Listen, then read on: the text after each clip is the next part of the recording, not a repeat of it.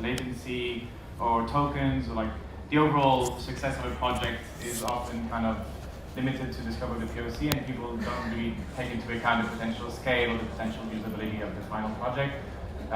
When you look at LLMs, they're non-deterministic, meaning it's often hard to predict 100% of the outcomes of an LLM in production, and for that reason I think that's limiting a lot of enterprises and startups using these LLMs in production, and so there's a lot of things that exist to make sure that we can guide them. For example, agentic frameworks help a lot with that, so I think it's really important to approach this in a very methodical, strategic way.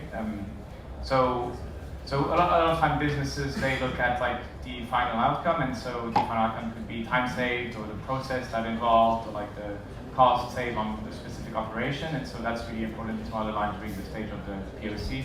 And I also think a lot of times people run these small experiments, they like to think of it like lab tests, but I think we should more look at them like potential mini production workloads that we will be able to scale immediately after that, and so to do so you have to find the right partners that will enable you to kind of be able to follow through with all the scales you might have once you're in production. So I think there's a lot of different reasons that hinder these startups right now to move past that POC stage, but I think there's a lot of ways you can kind of go at it. And also there's a big question of ownership, so who owns that project, what's the final outcome desired, and so being able to really focus that on one main stakeholder within the company is always quite important in my opinion, and it's not as clear as it is for other types of projects, who's the owner of the AI implementation within these companies.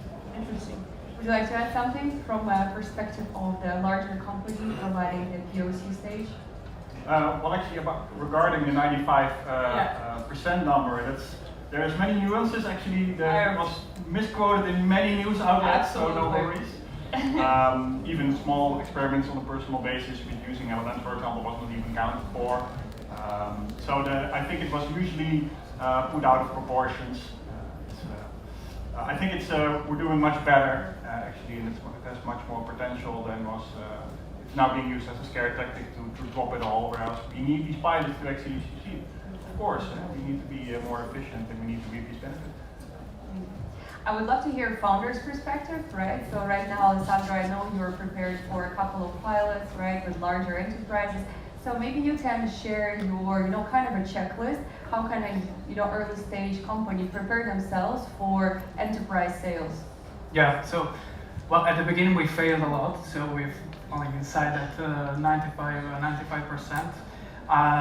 This switch, I think, started when we started discussing not just the product that we build, but all the workflow that the enterprise company that has to implement you. So you have to show that you really understand their process, their workflow, and that you also understand security, trust, what does it mean for them, why they care about that. There are a lot of startup literature that says, think about it later, just build the product first, but then on the other side you have someone that has a checklist. Yeah. And this checklist says a lot of different things, and you have to plan your effort in that. And it's not product development. So as a startup founder, it's a bit counterintuitive because we should ship this feature now.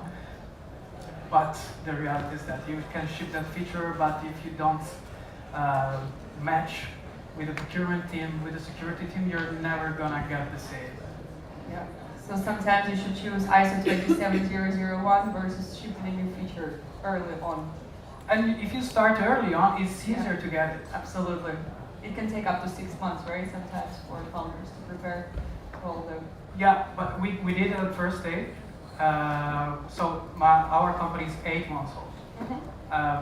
We invested this August to get the ISO certification because it's August, the sales are a bit slower, and we get it in 1 month now.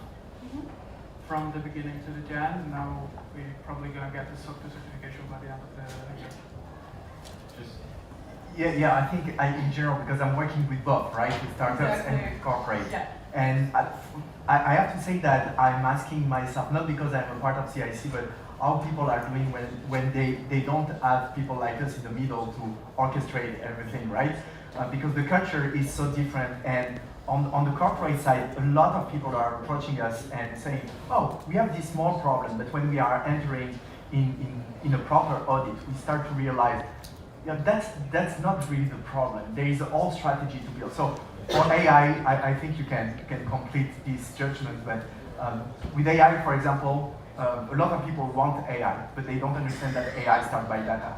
And most of the time, the data is so unstructured, so disharmonized, even sometimes conflictual, that it's by this that you need to start. And you need to have a real strategy. It's not just like, oh, we will do a small effort on the data side. There is a real strategy to have, and after you can implement the whole AI system around this. And this is where also you can prepare a startup with all the compliance and all of this to entering in this process. But without orchestrator like us, without the whole workshop that is sometimes on 6 months, one year and a half, I don't see how we can be successful, to be frank. And we have a rate of success that is incredible. I mean, I take again this example in Tokyo. They were not able to find any match, and we organized 100 meetups. Oh. And from these 100 meetups, there was 30 projects that are right now ongoing. So and they keep us, right? Mm-hmm. So because we are all the way with them, with the startups, with the corporate, and we enable a real collaboration. Because the problem that I see is that most of the time corporates just want an experimentation sandbox. To get out from this, you need to have a real strategy that is really after the sandbox. Like not thinking in terms of what I can explore, but what I can build for my company to be successful and to answer the problem at that point.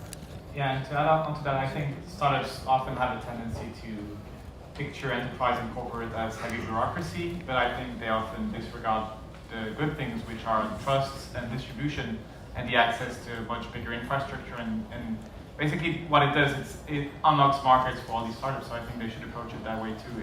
Of course, there's some cost to going through all the compliance standards, but what it unlocks behind is really crucial, so I think that's a big point to what Jean does is actually really crucial here, because it helps these startups actually meet these enterprises and kind of adapt to what they need. So you would suggest for all the founders to maybe not go to this, let's say, battle with enterprise alone, but really use some companies that can provide value, both to enterprises that might sometimes not get the tech, but also for founders that not necessarily. Absolutely, but also from the corporate side, same thing, because I think we have this idea that the culture are different, but it's not just about the culture. It's also the risk taking. So again, I will not mention the company, but we had a talk with a big pharmaceutical company, and they were like, we really want to be more performant on the market, and our competitors are working fast. And I'm like, okay, so let's build a lab inside your company. And we will bring startups, and we will bring also the mindset of startups to accelerate the process. And they were all very excited by this because also the default that you have sometimes in the corporate world is that everything is moving slowly, and you're killing progressively the strengths of people that you hired from the beginning for exactly the strength. So it's very interesting that bringing startups and corporate in the right environment. That's why I don't like to speak about format. I think about environment. If you create the right environment, not only you have a success in terms of solution that you want for your company, but you have also success for people. And by changing this mindset, you create a big value that is less measurable, but that you can feel because people wants to go back to work, for example. That's something that is a good indicator when people want to come back because they are excited by the project. But there's two sides of the coin, because this agility also, you've mentioned risk, so I was paying attention. It's of course true that the speed of innovation is desirable. It's hard to replicate within large enterprise structures, and you can outsource this innovation, but not accountability. That's true. Can you maybe share a little bit about how you are fostering this innovation at Dutch Railways or maybe at some of the other companies you work? How do you work with startups? Maybe some successful cases you can share? Well, my boss doesn't like me saying this, but typically I would be the one, from a governance risk and compliance perspective, to be hitting the brakes every now and then in order to allow the business to go faster. You wouldn't enter a car without any brakes. You would drive very slowly, right? So you need these enterprise risk controls and compliance assurances to actually be successful in innovation and having these collaborations with startups. But it's very hard to do for startups. I've been with the startup and scale-up side for 8 years. I was at the vendor side. Now I'm at the procuring side, let's say. So I know how hard it is with these limited, with these constraints, with limited expertise, with limited focus, chasing demos over controls, to actually build these non-functional requirements that are mostly invisible, right? It's not sexy to put on the website or to put on your flyer, but it's vital, of course, for proper innovation to succeed. We need responsible AI and ethical AI, and hopefully also homegrown. Like we actually encourage, and the Dutch Railways also support various initiatives in terms of funds and events and all sorts of societal collaborations to foster startup culture. So we're very much involved, but it's hard. It's hard for startups because their incentive, their perverse economic incentive, I would say, is to look at the short term because their runway financially is short term, right? So if you bluff in an RFP or in a tender, you get to live another day. So it's in their rational interest to do so, whereas I would actually encourage the transparency, not only by telling what you can do, but also your inability to actually fulfill some requirements, and then we can work together as an enterprise to maybe actually help out or to accept the risk rather than bury it under the carpet. I think we're getting to an interesting topic because clearly there's a difference of cultures, right? So corporates and enterprises, they're, let's say, more risk averse, right? And startups in their nature, they're moving faster, they're taking more risks. So maybe we can bring some founder perspective on how you can actually turn it into an advantage and build mutual trust and bring those two things and actually start from day one to building a relationship with enterprise and create value out of it. Yeah, sure. So it's really difficult as a early stage startup. Yeah.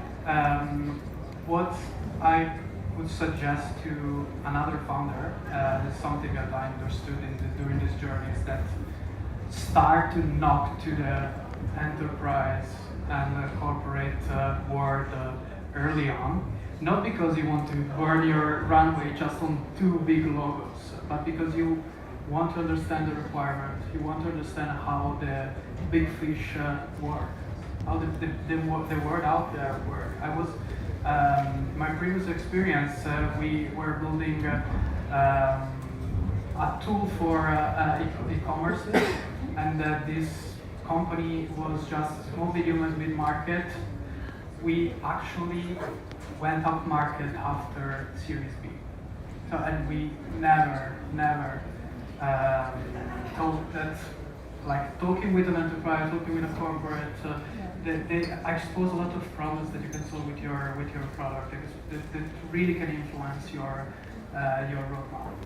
Interesting. Yeah, I feel like a lot of founders are tempted to, put big logos on their website as a sign of credibility. But what is an actual sign of, kind of credibility and signal of that to a corporate that that, okay, the startup might not die in 2 years? What would be something for you that you'll be like, okay, I can trust these guys? What is something you can bring to the first intro?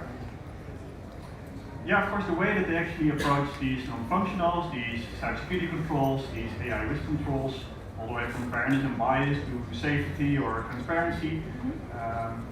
And it builds a lot of trust, again, to also be open about what's lacking.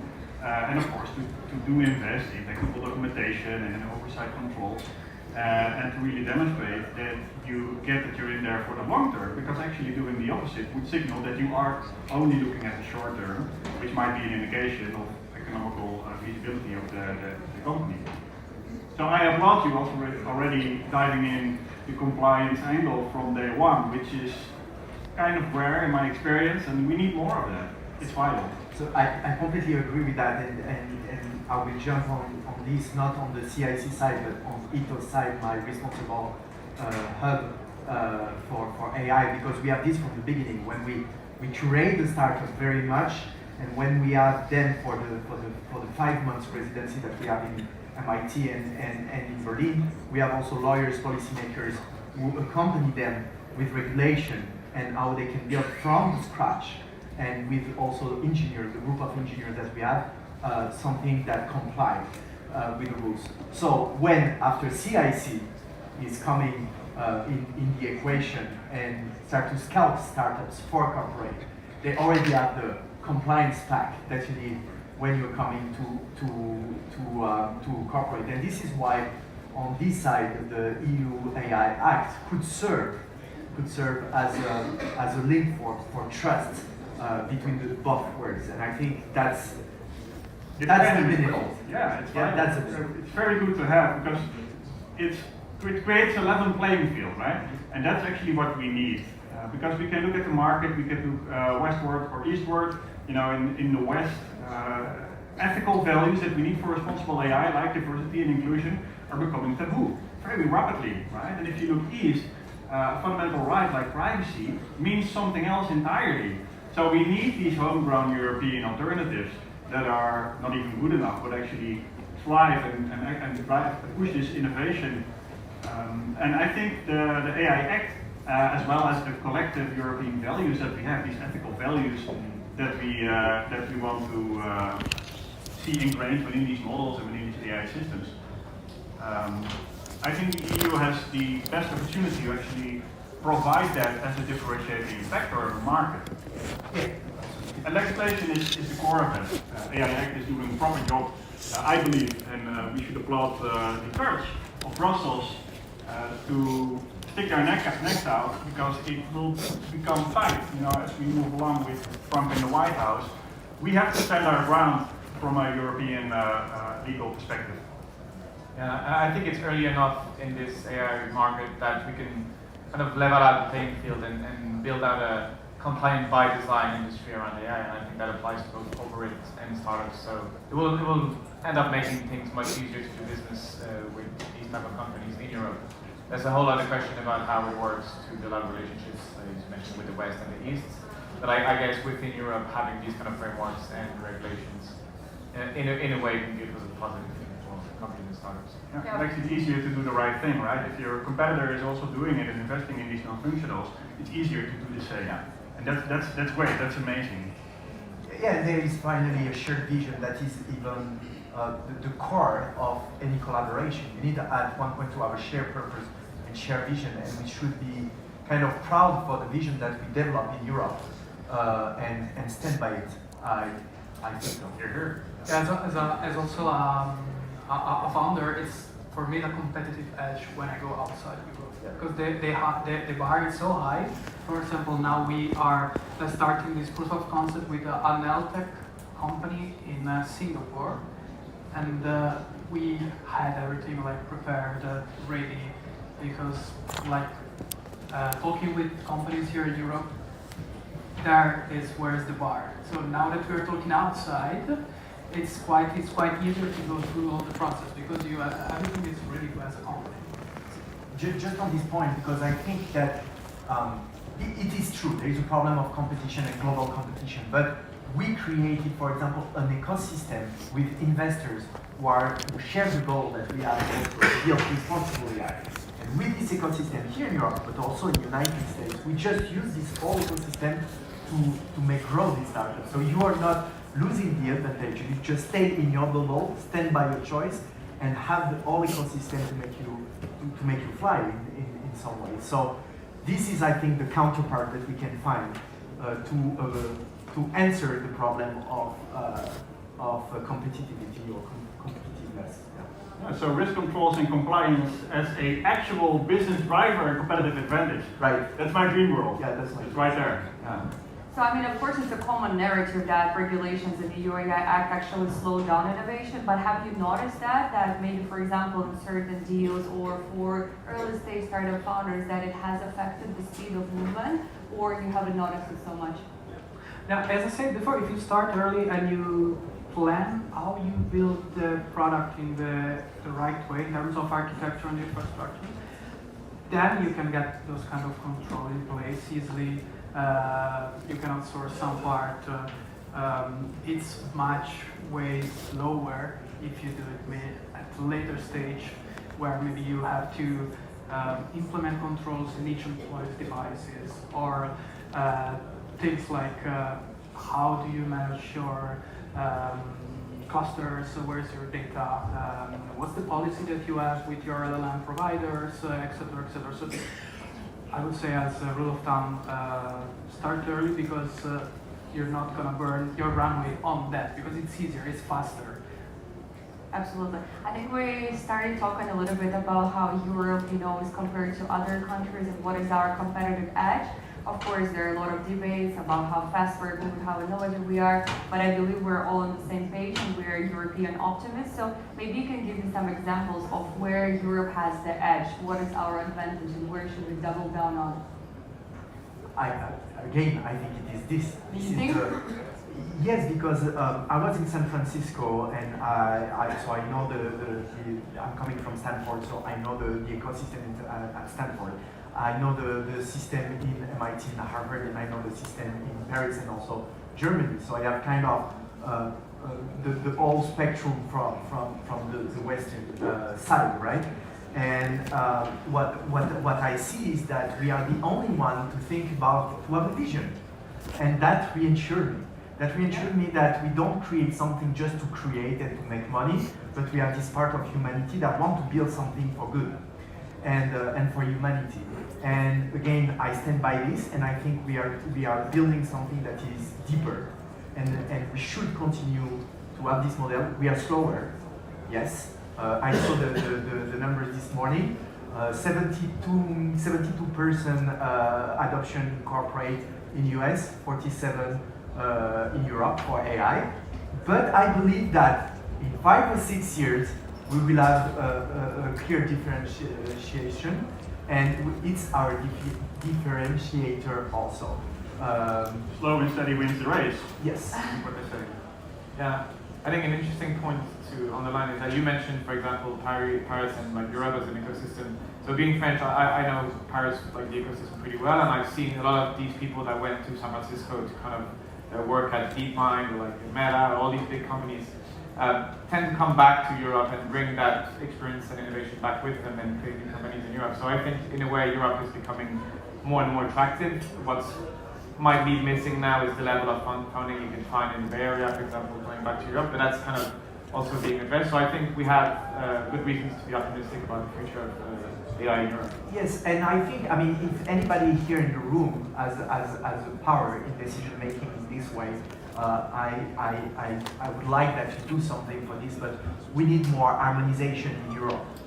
And I know that a lot of people now are fighting to build just a model for European countries to incorporate, which is already a first step. You incorporate not in Germany, not in France, right? Exactly. Yeah. But in Europe, we should all fight for this first, because this is the first step. And we should also, if we are European here, because this is our strength. I am deeply European, and I want to defend this model, and I think that we should all fight to create not a less Europe, but a Europe of more. We are together. We need to put the resources together, and this is how innovation will grow. Not if we build just in France or in Germany. And I see that, for example, in Germany, in Berlin, the city of Berlin, the Senate of Berlin, decided to completely take a Berlin partner, which is the player for the Senate, to put it in different co-working space to work directly with the startup. And I think this move is very important because it shows that the government doesn't want to be on the top anymore. They want to be with people and work with people. And I think this is what we should do on European level. this? Definitely. You know, building out and focusing not on these functionals that we also need. We need shiny new capabilities, and AI has plenty of those.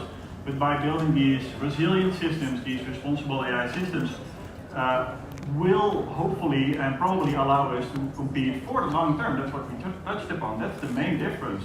The short term will always be focusing on new best bells and whistles.